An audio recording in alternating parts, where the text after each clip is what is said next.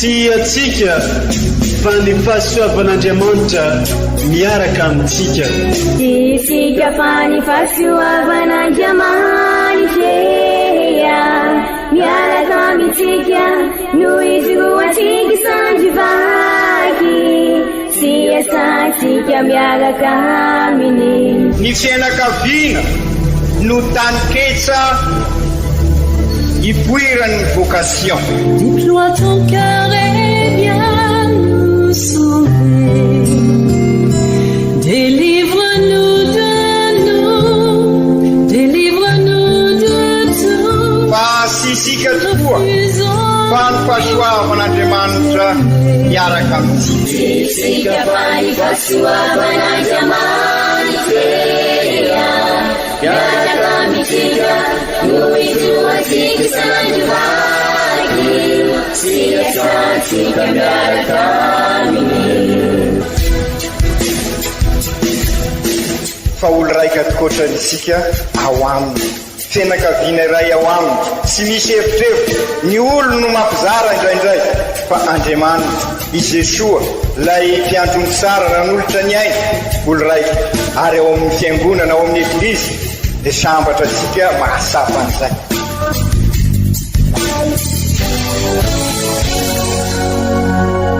Olo araiky atsika atambatry ny fanahy masina kamiray, olo araiky ao amin'ny Kristy.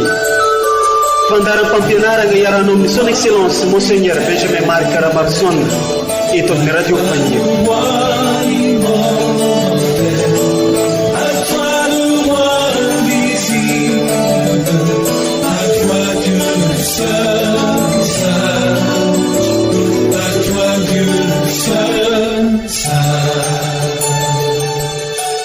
Nahoana ianareo no gaga mibanjina ny lanitra eto ry rahalahy avy any Galilea, tahaka ny nahitanareo an'i Jesoa niakatra any an-danitra iny no mbola atongavany indray. Asa n'Apôstôly toko voalohany.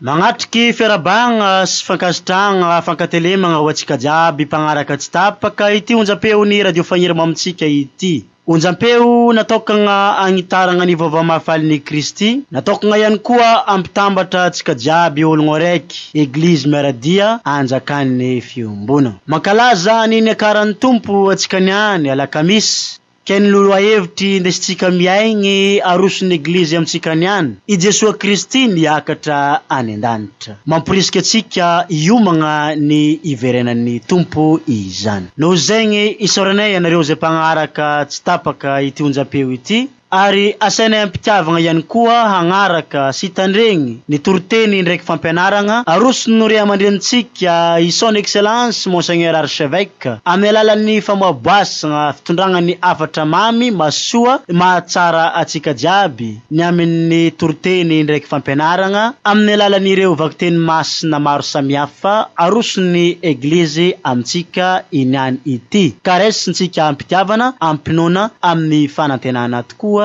izany.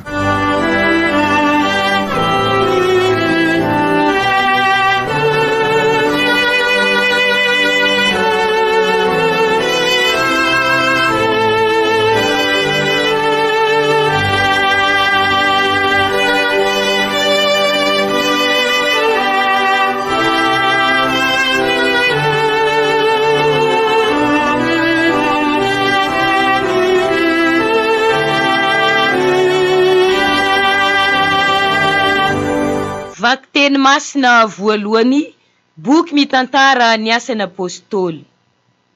Ry Teofily, efa voalazako tamin'ny boky voalohany ny zavatra rehetra nataony Jesoa sy nampianariny hatramin'ny andro nampakarana azy, noho ny efa nomeny ny didiny tamin'ny alalan'ny fanahy masina ny Apôstôly zay nofidiny. Taoriany ny jaliany dia maro ny porofo nentiny nanamarinana tamin'izy ireo fa velona tokoa, sady niseho taminy nandritra ny 70 andro izy, ary nilazalaza ny momba ny fanjakan'Andriamanitra tamin'izy ireo. Ary ilay niaraka tamin'izy ireo iny izy dia nanafatra azy mba tsy hiala ao Jerusalema, fa iandry izay nampanantenainy ray araky ny efa renareo tamin'ny vavako ho izy. Fa ijoany nanao batemy tamin'ny rano, ary anareo kosa atao batemy amin'ny fanahy masina raha afak'andro vitsivitsy. Ka izay tafangona teo dia nanontany azy hoe, Tompoko, amin'izay va no fotoana anangananao ny fanjakan'i Israely indray? Fa hoy ny navaliny azy ireo, tsy anareo no mahalala ny andro na fotoana izay efa nalahatry ny ray amin'ny fahefany. Fa rehefa idinan'ny fanahy masina ianareo dia ahazo hery, ka ho vavolombeloko any Jerosalema sy eran'ny Judea ary Samaria ka trany amin'ny faravazan'ny tany. Noho ny efa nilaza izany izy dia nakarina teo anatrehan'izy ireo, ary nisy raona nanakona azy, ka tsy hita ny masony intsony izy. Raha mbola nibanjina ny lanitra teo izy ireo tamin'ny Jesua nisonitra ihany, dia indreo nisy roa lahy ny akanjo fotsy niseho teo anilany nanao hoe, Ry lehilahy avy any Galilea, nahoana ianareo no mijanona eto mibanjina ny lanitra? Iny Jesua nalaina taminareo ho any an-danitra iny dia mbola ho avy indray tahaka ny nahitanareo azy niakatra any an-danitra. Izany ary ny tenin'ny Tompo, isaorana ny Andriamanitra.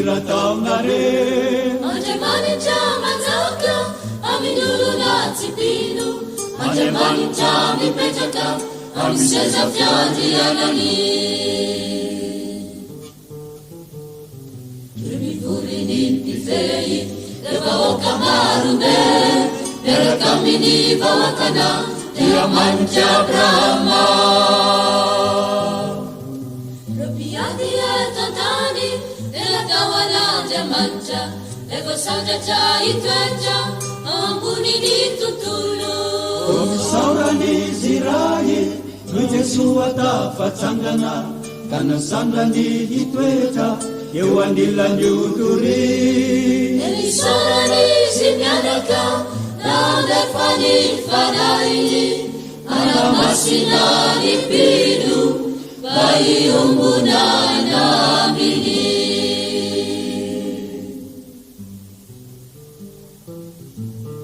Ianao no mendrika Yakuvala. Ianao ori Jesu tubu. Ianao leniakatra Alianatya Santia Jamantamaye Hari Patakanina Namadanja Patakanina Namadanja Alleluia Patakanina Namadanja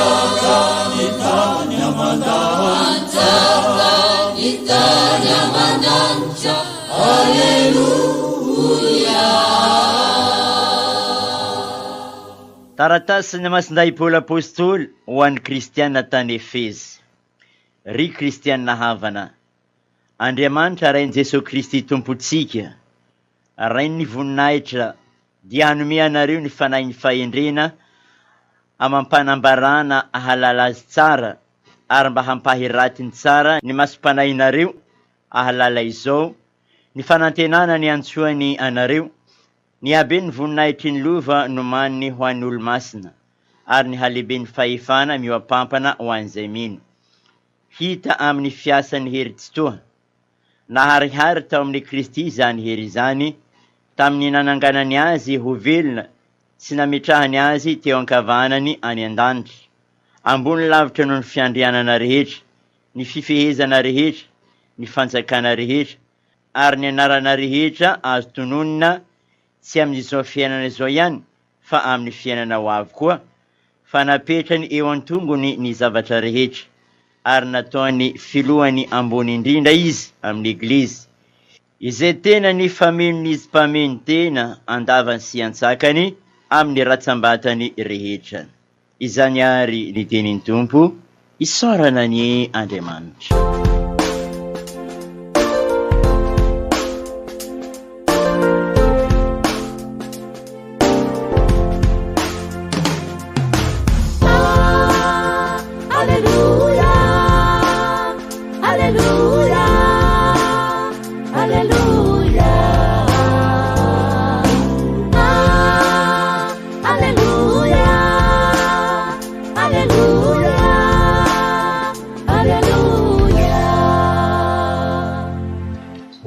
Tsika menakavy aniny Tompo,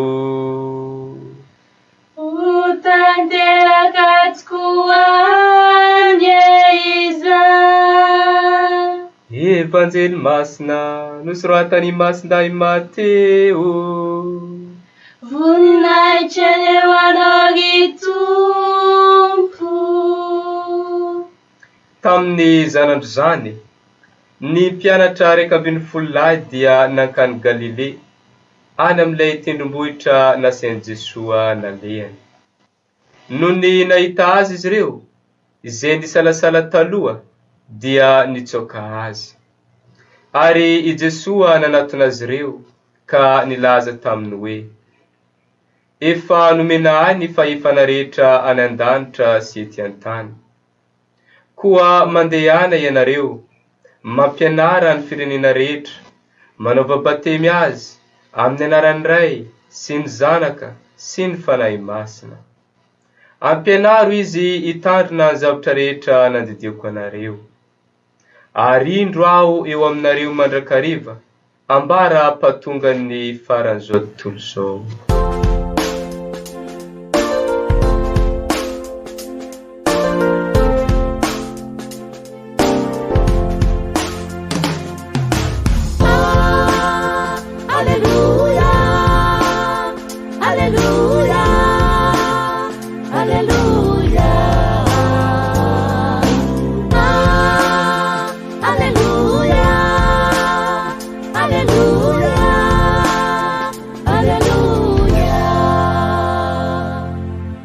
Izany are ny tenene Tompo,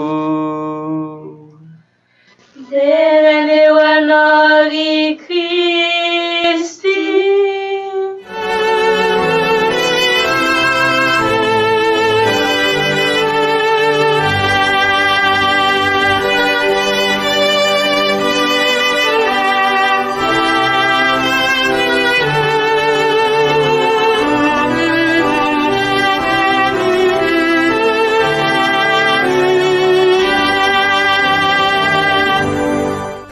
ry kristianina avana malala faly sy ravo isika mianakavy amin'izao andro ankalazantsika ny fiakaran'ny tompo izao satria tsy afenina fa nisy avasika zany tafita, nisy ray lio amintsika tafita. Ahoana tokoa moa no tsy ho faly rehefa misy havana tafita tokoa na eo amin'ny fanadinana na eo amin'ny fiainana dia mifampiarahaba ny mpianakavy.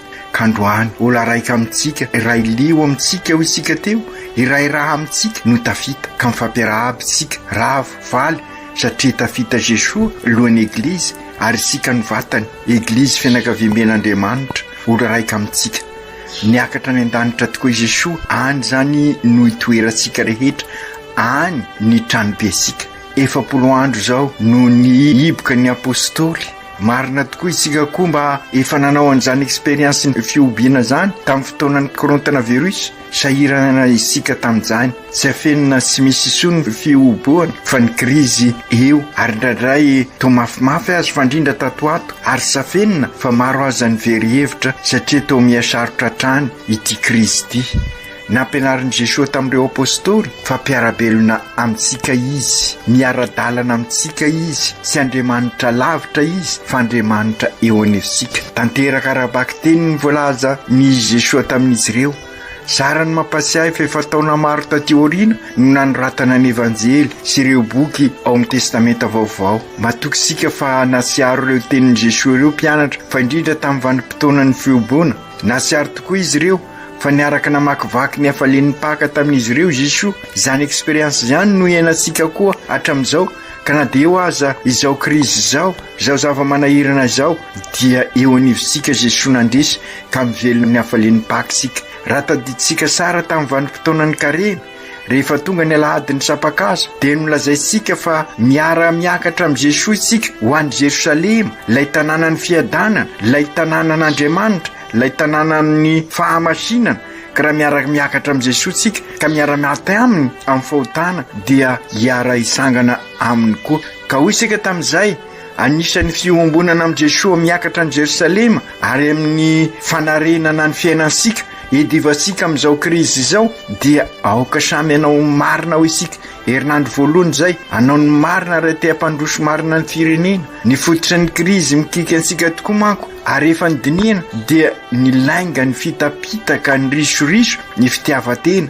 Ka rehefa nanomboka ny herinandro masina isika, herinandro faharoa taorinan'ny nikarasika tany amin'ny Montagne des Français dia nisafidy isika anao ny marina ary roso amin'ny fifanasoavana sy ny fifampisimbinana anompo fanompoana ho isika satria naretina manimba ny fiarahamonina dia samy mandeha samy mitady ny fitiavatena sy misy sony ny fanazana ny fananana iombonana sy misy sony ny fikasana ny soa-iombonana. Ka izay no nitondra antsika hatramin'ny paka. Dia tonga ny paka dia niara-nitsangana tamin'i Jesosy isika ka lasa olom-baovao isika ka miroso amin'izao fanaovana départ vaovao izao. Nampianatra antsika ary Jesosy tahaka ny nampianarany an'ireo mpianatra nandritra ny 40 andro taoriana ny tsanganany kovelona izay nankalazay isika ny alahady voalohany amin'ny paka. Dia izy Kristy nandresy ny rasy hanasara ny fiainansika raha manaiky ara-dalana aminy isika satria sy Andriamanitra lavitra izy ho isika fa Andriamanitra mpiarabelona amintsika tokoa. Ny alahady faharoa ny paka, alahady ny bandinantsika ny famindrapo mampibaribary ny mahampiarabelona an Jesosy eo anivosika. Niaraka amin'ireo mpianatra ary indrindra i Thomas isika nibanjina ny vomasin'i Jesosy mampibaribary ny famindrapon'Andriamanitra.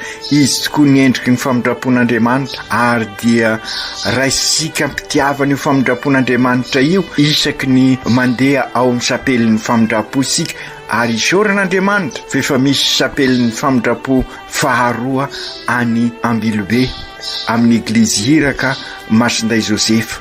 Ny alahady fahatelon'ny paka kosa dia niara-nankalaza ny Jesosy lalana sy fahamarinana isika. Niseho sy niara-dalana tamin'ireo mpianatra roalahy avy any Jerosalema nakany Emaosy Jesosy ary dia miara-dalana amintsika tokoa ka aoka ireidrehitra ny fosika miaraka aminy.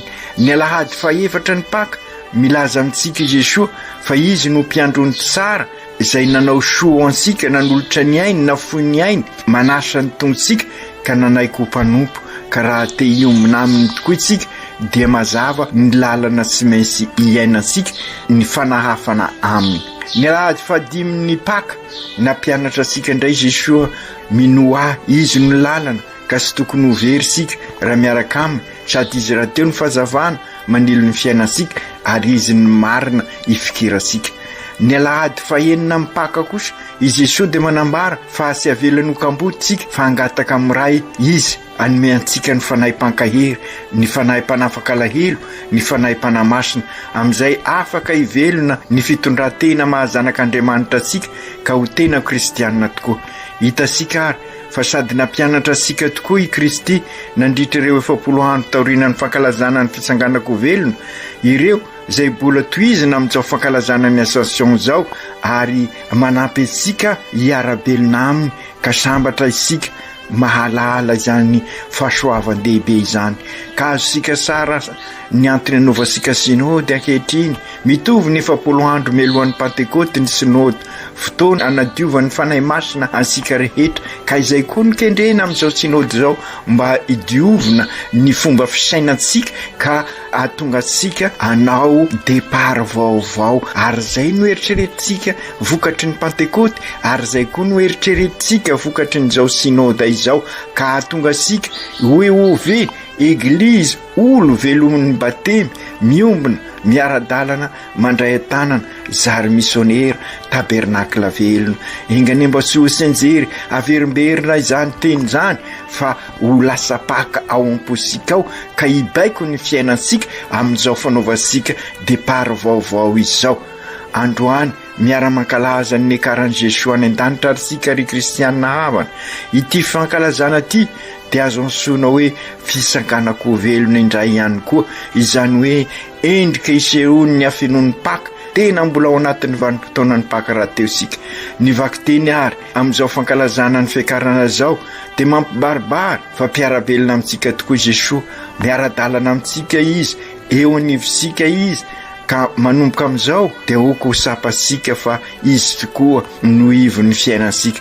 Izany no antony nampanantenaina an'ireo mpianany raha nilaza hoe rehefa lasa aho ka hidina ny fanahy masina ianareo dia ho vavolombeloko hatrany am-paravazan-tany. I Jesosy mpiara-belona mpiara-dalana dia siza fa isika feno ny fanahy masina ka irain'i Jesosy eo anivon'izao tontolo zao isika amin'izao andro zao no mpiara-belona no Jesosy mpiara-belona amintsika isika tokoa no eo ve missionnaire mizara ny famindrapon'Andriamanitra isika eo ve no antsoina ny olona kristianina tahaka ny niantsoinareo apôstôly ireo mpianatry ny Kristy tamin'ny voalohany tany Antiokia ka nilazana hoe kristianina zany hoe avy amin'ny teny Kristy no eviny hoe kristianina satria Kristy velona amin'izao andro iainasika izao isika ary zany no alalintsika mandritra ny vaninandro mandavataona rehefa vita ny fibanjinana ny paka ary zay no irisika ho lasa paka vokatry ny izao synody izao. Io indrindra ry kristianina havana no tanjona tisika ho tratrarina amin'izao fanaovasika ny synody izao mba ho Kristy mpiara-belona amin'olona isika noho ny batemo resika ary noho ny confirmation ary avozinsika isaky ny sabosy masina izay mahampiombinaina amin'ny Kristy izay rehefa manavao ny toky tamin'ny batemisika ary zany no ataotsika isaky ny mankalaza ny confirmation sika Jesosy mpiara-belona amin'ireo manodidina asika isika vita batemy rehetra sy miandro hoe aiza Jesosy aiza no ahitansika ny Jesosy eo anivosika izy ka afaka mandresy zavatra maro isan-karazany sika fandrindra ny rasy raha miombona tanteraka amin'ny Kristy raha manao ny asany Kristy isika dia izy no anao ny asa sika ary izy raha teo nampanantena hoe efa nomenay ny fahefana rehetra any an-danitra sy ety an-tany ka maty ary sika fa ho resin'i Jesosy ho raisitsika miaraka amin'ny Jesosy ho resin'ny famindrapon'Andriamanitra izao krizy mahafetresika izao ka hita fiadanantsika raha ao aminy tokoa isika raha miaraka aminy tokoa isika raha miombona aminy tokoa isika raha amin'ny alalany tokoa no anatanterahasika ny asasika dia ampiny isika izoro sy rehefarehefa amin'ny tany fa fiainana ao anatin'ny fahotana sy hiala amin'ny fiainana rehefa ao anatin'ny fahotana isika fa hiditra amin'ny fiainana ahitana ny fivelarana ny maholona sy ny maholona manontolo. Marina fa olombelona mandeha tany isika ka mety ho solavaka sy lavorarina ovinanaoviana isika fa no ny asan'ny fanahy masina ndraindray isika dia fiainana mahazanak'Andriamanitra ny fiainantsika. Io lelazay isika matetika fampitrahofana ny finoana sy ny fiainana andavanandro. Manao ny asan'Andriamanitra tokoa isika raha manao ny marina, mampanjaka ny rariny sy ny hisiny, mifanasoa, mifampisimina, mikasaka ny soa iombonana. Ary zany no kendresika amin'izao fanatanterahasika ny synody fahafito zao. Alahoery ary kristianina havana, ary zay ny mbola averimberiny taratasiny eveka sy ny vomieran'ny justice EP mba ahafahasika hiala amin'izao fiainana sy zarizary zao.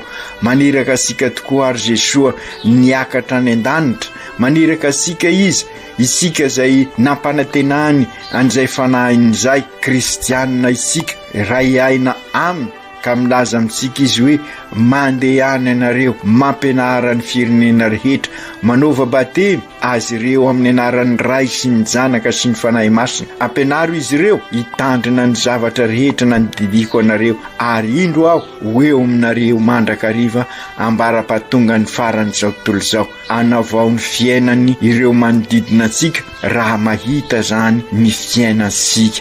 Ary zay no tanjona tisika ho tratrarina sy hoe ampandritany sika na sanatria amoritra raha mitory ny vaovao mahafaly fa tonga anolotra ny Jesoa. Ka raha mandray an'i Jesoa izy ireo dia hiova ny fiainany ary sika koa manova ny fiainansika miaraka aminy. Ary zany ny atao hoe missionnaire tabernakla velona. Dingana vaovao zany no ataosika miatrika an'izao synôda izao mba ho tanteraka tokoa ny maha eovy eglizy, olo velomin'ny batemy, miombona, miaradia, mandray antanana ka zary missionnaire tabernakla velona iraina anorina indray ny tranobe iombonana efa robaka. Izany no mahafianakaviamben'Andriamanitra antsika, mahafrately tody, maha olo raika asika ziaby. Kristy mpiarabelona amin'ny olona asika, iraina asika ho eo ve missionnaire eo anivon'ny fiarahamonina sy izao tontolo izao. Marina fa sy anisan'izao tontolo izao sika fa eo anivon'izao tontolo izao mba ho fahazavana sy fanasina. Maniraka ansika i Jesoa mandehana ataovy tonga mpianatro ny olon-drehetra sy amin'ny alalan'ny herisetra na risoriso na fitapitaka na amin'ny alalan'ny famoretana fa amin'ny alalan'ny famindrapo, amin'ny alalan'ny fifamelan-keloka. Izany mahatabernakla velona antsika, izara ny famindrapon'Andriamanitra eo amin'ny mpiarabelona amintsika ka ahafahasika mirosy lalindalina kokoa hatrany ka amin'ny alalan'ny fiainana maha-kristianina no hitondrasika ny famindrapo ka zary fahazavana sy fanasina tokoa isika. Raha tanteratsika izany ry kristianina havana dia ho zanak'Andriamanitra tonga amin'ireo manodidina antsika sika ka handray ansika tokoa i Kristy. Izy ireo no zary kristianina amin'izay hitandrina ny fampianaran'ny Kristy araka ny voalaza ny Kristy raha naniraka ny mpianatra izy dia sy inona izay tandreman'izay fa ny fifankatiavana tahaka ny tiavan'ny Kristy ansika izay midika fahafoizana, fanompona, fampanjakana ny rariny sy ny hisy, fandresena ny risoriso ary fampanjakana ny fihavanana sady kristianina no malagasy. Ka amin'izay ry kristianina hava malala sy isony ny risoriso sy ny herisetra izay mitarika ireo korontana maro isan-karazany. Engany ho eo ve missionnaire tokoa isika ka ho tabernakla velona zary chapelle ny famindrapo eo amin'ny ivon'ny fiainansika andavanandro. Ataovy mpianatro ny olon-drehetra ho Jesoa sy misy avakavaka ny finoana fa natao an'ny olona rehetra sy mizaha tavan'olona ny finoanan'i Kristy sy mizaha soran'olo i Kristy ka sambatra isika fa masapa fa olo raika ao amin'ny Kristy. No ny asan'ny fanahy masina izany rehetra zany dia miova ny fifandraisana rehetra na amin'ny zavaboary na eo anivon'ny fiarahamonina na eo anivon'ny tontolo-pinoana. Ahoana ary no anatanterahasika izany mety fanontaniana apetraka asika izany fa indrindra amin'izao fiainana sarotra izao mety mitondra amin'ny fahafoizanaina izany.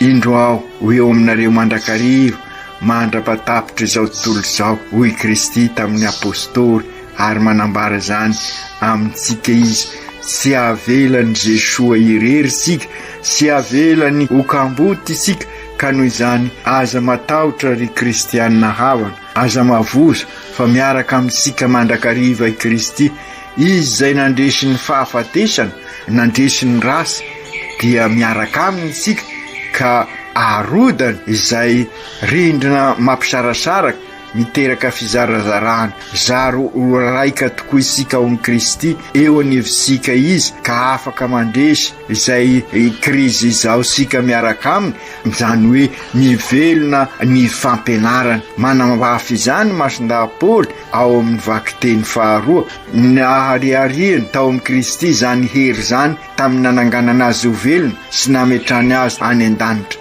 ambony lavitra noho ny fiandrianana rehetra ny fifehezana rehetra ny fanjakana rehetra ary ny anarana rehetra azo tononona sy amin'izao fitianana izao ihany fa mifenako avy koa fa napetrany eo an-tongony ny zavatra rehetra ary nataony filohany ambony indrindra izy amin'ny eglizy izay tena ny famenon'izy mpamenony tena andavany sy ansakany amin'ny rasambatany rehetra. Ao am' Jesoa zany ny hery rehetra ka sy tokony atahotra isika iroso amin'ny lalindalina koa. Raha fitinina zany rehetra zany ry kristianina hava dia ao am' Kristy tokoa ny fanantenansika izany ny vokatry ny fankalazasika n'izao fiakarana izao finoana ary fanantenana mety mavozo tokoa isika miatrika ny zavatra sarotra tahaka izao krizy izao fantara fa afaka mandresy miaraka aminy tokoa isika izany hoe mivelona ny afany ny problema amintsika zany isika sy mivelona amin'ny afatrany izany hoe sy mifikitra amin'ny Kristy isika sy miompiainana amin'ny Kristy isika ka raha miompiainana amin'ny Kristy isika ry kristianina hava matokia fa ho resy izao krizy izao satria mankaheresika i Kristy tahaka nankaherezan'ireo apôstôly niatrika ny zavatra sarotra tamin'izay fotoana izay ary nitondra azy ireo amin'ny Pentekoty tahaka ny Lucien Botovoasoa ka tena afaka mijoro vavolombelona izy ka isika koa ary zany no tena isika amin'izao fanaovana ny synôda izy zao mba hitondra sika amin'ilay départ vaovao mba ho Pentekoty vaovao raha tena mivelona miaraka amin'ny Kristy tokoa isika ka okary ararotsika zao fanatanterahana ny synôda zao mba ananasika fiainana sy anao rery fa fiainasika olo araika ziaby fiainana mahazanak'Andriamanitra fiainana kristianina ka ahafahasika ahay ampitrotra ny finoana sy ny fiainana andavanandro ka zary Kristy mpiarabelona amin'olona isika ka aokary osokafasika amin'ny fanahy masina tokoa ny fosika ary zay no ararotsika amin'izao fiomanana akaiky dia akaiky amin'ny Pentekoty izao ry Jesoa Kristy zokinay io engany izahay ho feno hafaliana ho feno fanantenana ka iroso lalindalina koa amin'ny fiainana mahazanak'Andriamanitra anay vokatry n'izao fankalazana ny fiakarana izao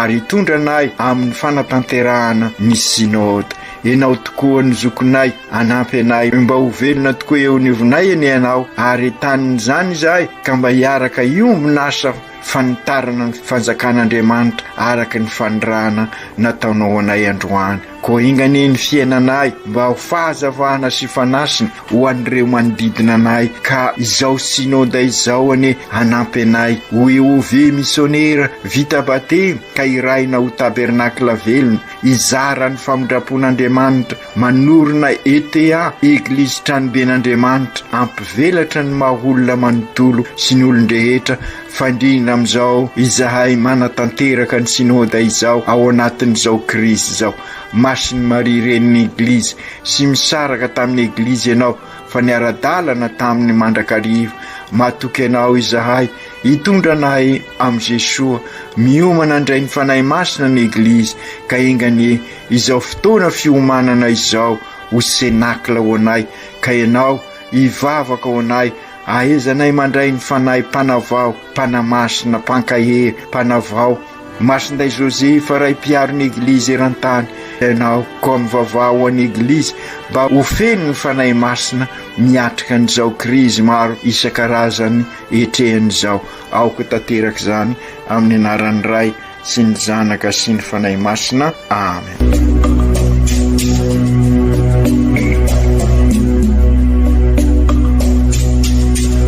Tsy atsika fa ny fahasoavan'Andriamanitra miaraka amintsika. Isika fa ny fahasoavan'Andriamanitra miaraka amintsika noho izy roa tsika sandrivaky sy asantsika miaraka aminy. Ny fianakaviana no taniketsa ipoiran'ny vocation. Déploie ton cœur et viens nous sauver. Délivre-nous de nous, délivre-nous de tout. Fa sisika tokoa fa ny fahasoavan'Andriamanitra miaraka amintsika. Isika fa ny fahasoavan'Andriamanitra miaraka amintsika noho izy roa tsika sandrivaky sy asantsika miaraka aminy. Fa olo raika atikoatran'isika ao aminy fianakaviana iray ao aminy sy misy hevitrevitra ny olo no mampizara indraindray fa Andriamanitra i Jesoa lay mpiandrony tsara raha n'olotra ny aina olo raika ary ao amin'ny fiangonana ao amin'ny eglizy dia sambatra antsika mahasapa an'izay.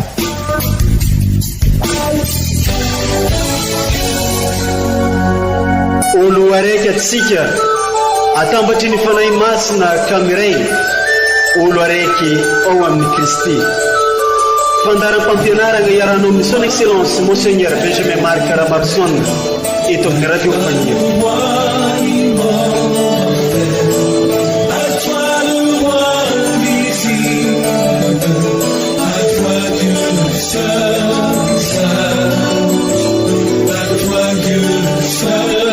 Sun.